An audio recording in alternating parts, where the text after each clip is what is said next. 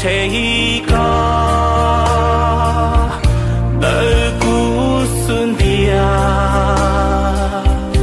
cũ tranh lu có.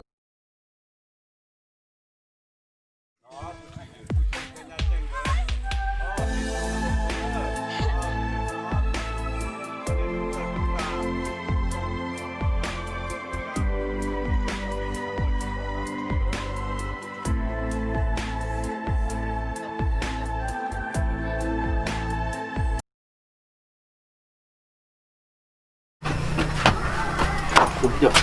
Vâng, những người trong xe này. Kim đặt. Nha. Cái tôi muốn để nó tự nhiên cái tốt chứ.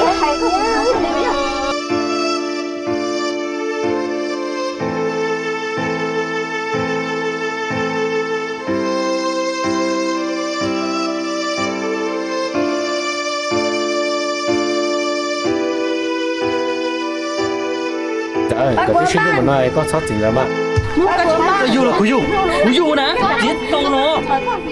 Có chưa? Tôi cũng được cơ, cũng như chuyện nhẹ, cũng máu nè, cho tôi, cũng như chuyện nhẹ trong không có những rong lên nó, cho tôi rong gì đó, chuyện nhẹ.